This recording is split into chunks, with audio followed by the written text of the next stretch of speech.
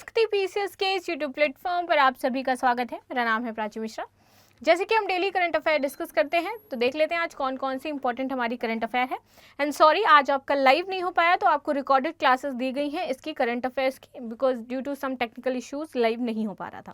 ठीक है, तो मैंने सोचा कि आप लोगों को क्लास जो है अभी रिकॉर्ड करके दे देते हैं, क्योंकि छुट्टी नहीं होनी चाहिए क्लास की। बेसिकली कल आप लोगों की छुट्टी ही है और टॉपिक आपके ज़्यादा कुछ इंपॉर्टेंट थे आज। सबसे पहले ओपन मार्केट सेल स्कीम, इसके बारे में हम चर्चा करेंगे कि आखिर ओपन मार्केट सेल स्कीम क्या होती है। ठीक है, दूसरा महिला उद्यमिता कार्यक्रम, इसके बारे में हम चर्चा करेंगे। शुरुआत कर लेते हैं ओपन मार्केट सेल स्कीम से कि ये चर्चा में क्यों है। देखिए, हाल ही में केंद्र सरकार ने राज्य सरकारों को, यहाँ पर इंपॉर्टेंट चीज़ है आपकी राज्य सरकार, केंद्र सरकार ने राज्य सरकारों को ओपन मार्केट सेल जो स्कीम है इसके तहत ई नीलामी में भाग लिए बिना सीधे भारतीय खाद्य निगम से चावल खरीदने की अनुमति प्रदान कर दी है। पहले क्या होता था, इनको ये जो नीलामी होती थी उसमें स्टेट्स को पार्टिसिपेट करना पड़ता था, पार्टिसिपेट करते थे और फिर उसके बाद जो तय लिमिट होती थी, तय आपका जो मूल्य होता था, उस तय मूल्य के अकॉर्डिंग फिर उनको खरीद और बेच करनी होती थी।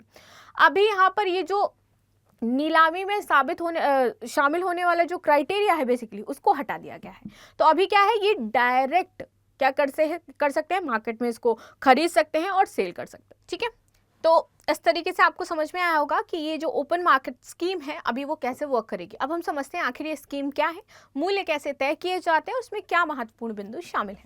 ठीक है, चलिए देख लेते हैं आगे।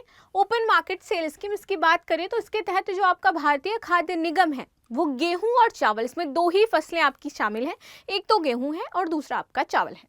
तो गेहूं और चावल के अधिशेष स्टॉक को जो एक्स्ट्रा नहीं कंज्यूम करके रख लिया जाता है एक साल का, जैसे हमारे एक साल के पूरे टेन्योर में जितना भी हुआ, और उसके बाद जो एक्स्ट्रा बच गया अधिशेष उसको हम स्टॉक में रख लेते हैं। तो जो स्टॉक में आपका अधिशेष चावल और गेहूं होता है, इसको समय पर खुले बाजार में ई नीलामी के माध्यम से पूर्व निर्धारित कीमतों पर बेचता है। पहले से जो निर्धारित कीमत होगी उसी पर इसको बेचा जाएगा। ये जो आपकी ओपन मार्केट स्कीम है, इसका प्रमुख उद्देश्य गेहूं और चावल की जो घरेलू उपलब्धता है बेसिकली उसमें सुधार करना है, ताकि देखिए हमारे लिए जो कहते हैं ना कि इसेंशियल चीज़ें क्या है, रोटी कपड़ा मकान, ये तीन चीज़ें हमें मिलनी चाहिए। ठीक है, और भुखमरी से कोई भी नहीं मरना चाहिए, हमारा ये लक्ष्य रहता है।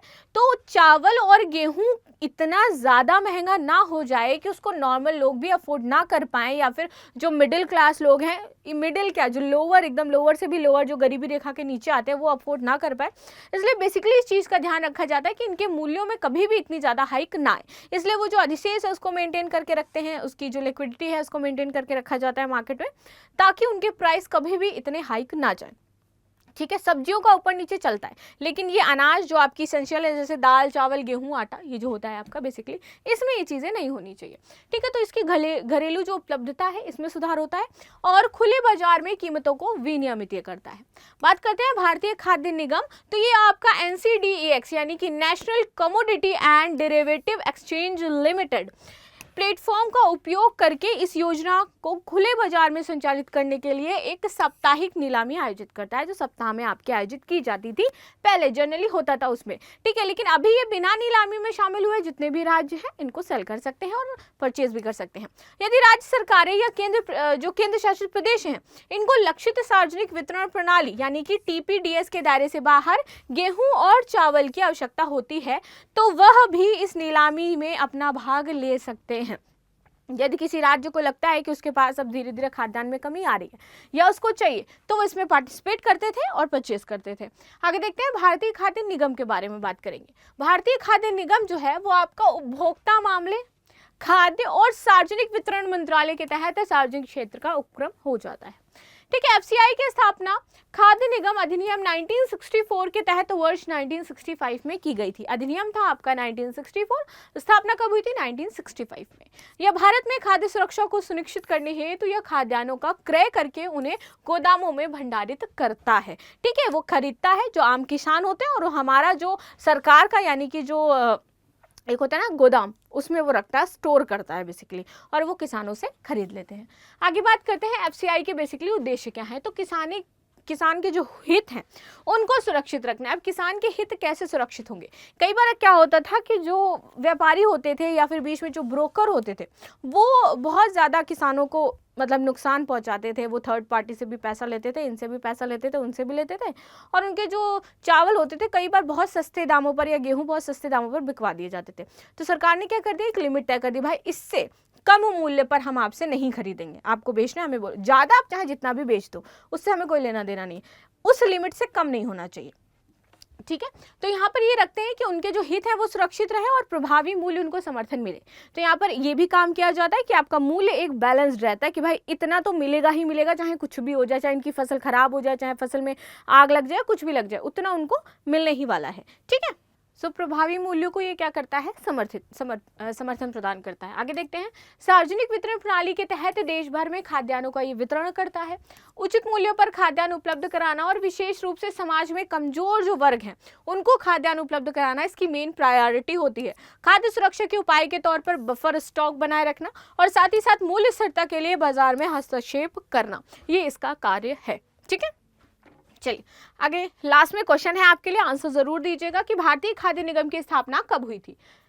वर्ष 1960, वर्ष 1965, वर्ष 1968, वर्ष 1969। ठीक है, चलिए आगे देख लेते हैं, महिला उद्यमिता कार्यक्रम आखिर क्या है? तो हाल ही में राष्ट्रीय कौशल विकास निगम ने महिला उद्यमिता कार्यक्रम शुरू किया है। ठीक है, इसका उद्देश्य महिला उद्यमियों को सशक्त बनाना और आर्थिक विकास को बढ़ावा देना है। यह कार्यक्रम ब्रिटानिया इंडस्ट्रीज लिमिटेड के साथ साझेदारी में शुरू किया गया है। यह कार्यक्रम उन विशिष्ट चुनौतियों का समाधान करने के लिए बनाया गया है जिनका समान महिलाएं व्यवसाय शुरू करने और उसे बढ़ाने के दौरान करती हैं। तो इस तरीके से आपका डिजाइन हुआ है। आगे देख लेते हैं, इसके तहत वित्तीय अनुदान भी प्रदान किया जाएगा, यानी कि पैसा दिया जाएगा। जो भी महिलाएं स्टार्टअप करना चाहती हैं, इस क्षेत्र में आना चाहती हैं तो उनको यहाँ पर अनुदान, वित्तीय अनुदान जो है वो प्रदान किया जाने वाला है। स्किल इंडिया डिजिटल हब पर महिला उद्यमियों के उत्पादन और सेवाओं को प्रदर्शित भी किया जाएगा ताकि उनको प्रोत्साहन मिल सके सरकार की तरफ से। इस पहल का उद्देश्य महिलाओं को महत्वपूर्ण कौशल, ज्ञान, नेटवर्किंग के अवसर प्रदान करके उद्यमिता में आने वाली चुनौतियों से वाकिफ कराना है और निपटाना है। ठीक है, इस कार्यक्रम की शुरुआत स्किल इंडिया डिजिटल हब पर कई भाषाओं में उपलब्ध है। मानार्थ स्व शिक्षण बुनियादी उद्यमिता पाठ्यक्रमों को शुरुआत करने के साथ की गई है। इन पाठ्यक्रमों को पूरा करने पर प्रतिभागियों को क्या मिलेगा, एक प्रमाण पत्र यानी कि सर्टिफिकेशन दे दिया जाएगा। इस प्रमाण पत्र के माध्यम से उनके उद्यमशीलता, कौशल और दक्षताओं को मान्यता दी जाएगी बेसिकली। ठीक है, आगे देख लेते हैं, इसमें इस पहल का उद्देश्य भारत भर में लगभग 25 लाख महिलाओं को सशक्त बनाना है तथा उनके सफल व्यवसाय शुरू करने और विकसित करने के लिए आवश्यक कौशल, ज्ञान और संसाधन प्रदान करने हैं। ठीक है, इस पहल का समापन एक भव्य समापन समारोह के साथ होगा जहां पर शीर्ष जो 50 प्रतियोगी हैं उनको व्यावसायिक विचारों को यहाँ पर प्रस्तुत किया जाएगा, यानी कि कौन कौन से बिजनेसेस हो सकते हैं, उनके आइडिया क्या है वो यहाँ पर लिए जाएंगे। ब्रिटानिया इंडस्ट्रीज नवाचार और उत्कृष्टता को अधिक प्रोत्साहन करने के लिए 10 सबसे सफल प्रतिभागियों में से प्रत्येक को 10 लाख रुपए का वित्तीय अनुदान भी दिया जाएगा। ठीक है, आगे देख लेते हैं राष्ट्रीय कौशल विकास निगम के बारे में। इसकी जो स्थापना है वो हुई थी 31 जुलाई 2008 को। कंपनी अधिनियम 1956 की धारा आ जाती है आपकी 25, इसके अंतर्गत एक गैर लाभकारी सार्वजनिक लिमिटेड कंपनी के रूप में ये की गई है। इसकी स्थापना यह कौशल विकास और उद्यमिता मंत्रालय के तहत कार्य करती है। इसकी 49% शेयर पूंजी भारत सरकार के पास तथा शेष 51% शेयर पूंजी निजी क्षेत्र के पास होती है। इसका उद्देश्य है कौशल विकास को आगे बढ़ावा देना। ठीक है, लास्ट में क्वेश्चन है कि राष्ट्रीय कौशल विकास निगम की स्थापना कब हुई, वर्ष 2000, 2004, 2005 या फिर 2008। हर एक क्वेश्चन का आंसर आपको देना है। टोटल आपके पास 6 क्वेश्चन होंगे और 6 का आंसर आप ABCD करके वहां पर लिखोगे, यानी कि क्वेश्चन नंबर 1 का A, क्वेश्चन नंबर 2 का C, इस टाइप से। ठीक है, ओडिशा और कर्नाटका में हाइड्रो पंप भंडार संयंत्र जो है वो स्थापित किए जा रहे हैं। अब इससे क्या क्या चीजों में बदलाव होगा, क्या इंपॉर्टेंट चीजें होंगी, चलिए देखते हैं। हाल ही में केंद्रीय विद्युत प्राधिकरण ने 2 हाइड्रो पंप भंडारण संयंत्र स्थापित किए हैं। कहां पर, आपके ओडिशा में। ठीक है, इनमें से शारावती पंप भंडारण संयंत्र कर्नाटका में है और अपर इंद्रावती पंप भंडारण संयंत्र आपका ओडिशा में स्थापित किया गया है। ठीक है, आगे बात कर लेते हैं इसमें केंद्रीय विद्युत प्राधिकरण के बारे में। तो ये एक वैधानिक निकाय है और विद्युत मंत्रालय के अंतर्गत ये कार्य करता है। ठीक है, इसकी स्थापना हुई थी विद्युत आपूर्ति अधिनियम 1948 के प्रावधानों के तहत 1951 में। ठीक है। यह भारत में नए जल विद्युत संयंत्र की स्थापना को मंजूरी देता है। मुख्यालय इसका नई दिल्ली में स्थित है। आगे बात कर लेते हैं, शारावती पंथ भंडारण संयंत्र किस राज्य में स्थापित किया जाएगा? कर्नाटक, उड़ीसा, केरल या फिर तमिलनाडु में।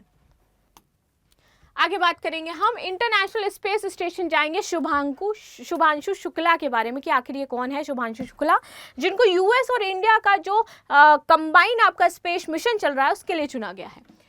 तो हाल ही में कैप्टन अंशुमान शुक्ला को इसरो और अमेरिकी अंतरिक्ष एजेंसी नासा के संयुक्त अंतरिक्ष मिशन के लिए चुना गया है। इसरो ने एक्सियोम 4 मिशन के लिए कैप्टन शुभांशु शुक्ला और कैप्टन प्रशांत बालकृष्णन नायर का चयन किया है। इसमें शुभांशु शुक्ला प्राइम अंतरिक्ष यात्री होंगे तथा प्रशांत नायर बैकअप अंतरिक्ष यात्री यहाँ पर हैं। शुभांशु शुक्ला भारत के दूसरे अंतरिक्ष यात्री होंगे। इससे पहले वर्ष 1984 में राकेश शर्मा अंतरिक्ष पर गए थे। ठीक है, आगे बात करते हैं एक्सओम 4 मिशन के बारे में। तो ये एक निजी स्पेस कंपनी एक्सओम स्पेस का ये जो मिशन है वो हो जाता है प्राइवेट कंपनी का है, सरकार का नहीं है। एक्सओम 4 मिशन अक्टूबर 2024 के बाद आपका क्या है लॉन्च किया गया था। 2024 के बाद लॉन्च किया गया था। यह अंतरिक्ष यान स्पेस एक्स रॉकेट के माध्यम से इंटरनेशनल स्पेस पर जाएगा। इसमें शुभांशु शुक्ला के साथ पोलैंड, हंगरी और अमेरिका के भी अंतरिक्ष यात्री शामिल होंगे।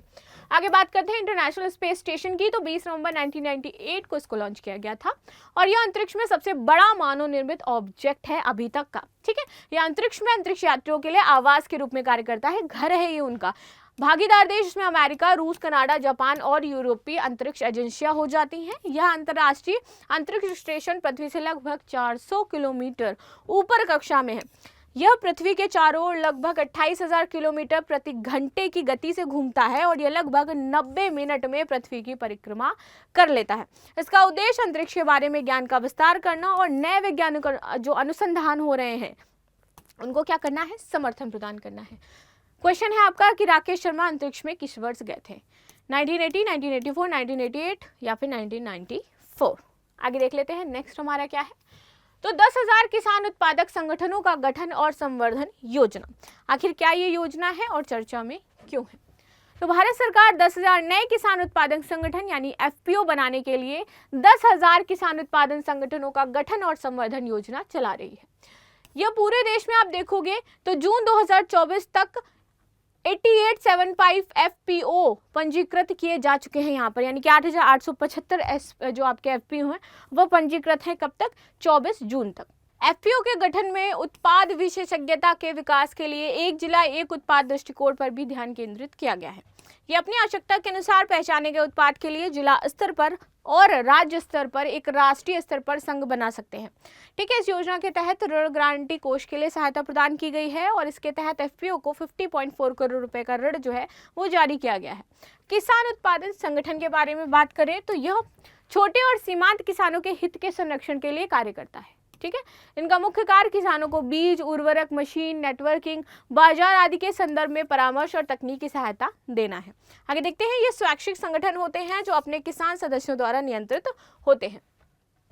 जून 2024 तक भारत में कितने किसान संगठन पंजीकृत हैं? 8,875, 8,000, 7,000 या फिर 6,000। चलिए आगे देख लेते हैं। नेक्स्ट है हमारा प्रधानमंत्री सुरक्षित मातृत्व अभियान की ये चर्चा में क्यों है। तो भारत सरकार ने वर्ष 2016 में प्रधानमंत्री सुरक्षित मातृत्व अभियान शुरू किया है। केंद्रीय स्वास्थ्य एवं परिवार कल्याण मंत्रालय इसके लिए नोडल मंत्रालय है। इसका उद्देश्य सभी गर्भवती महिलाओं को व्यापक और गुणवत्तापूर्ण प्रसव पूर्व देखभाल जो है वो प्रदान करना है। ठीक है, इस कार्यक्रम का उद्देश्य उन सभी गर्भवती महिलाओं तक पहुंच है जो गर्भावस्था के दूसरे या तीसरे महीने में है। तो ये चीज याद रखनी है आपको। इसके तहत इन सभी महिलाओं को प्रत्येक माह 9 तारीख को प्रधानमंत्री सुरक्षित मातृत्व क्लिनिकों में लाभार्थियों को प्रसव पूर्व देखभाल सेवाओं का एक न्यूनतम पैकेज प्रदान किया जाएगा। इसमें गर्भवती महिलाओं को दवाइयां तथा सप्लीमेंट्स दिए जाएंगे। प्रधानमंत्री सुरक्षित मातृत्व अभियान कब शुरू किया गया था? 2010, 14, 15 या फिर 16। ठीक है, तो ये थी आज की न्यूज़ जो हमने डिस्कस करी। मिलते हैं नेक्स्ट क्लास में, तब तक के लिए धन्यवाद। लाइक शेयर सब्सक्राइब करना बिल्कुल भी ना भूलें। Thank you so much.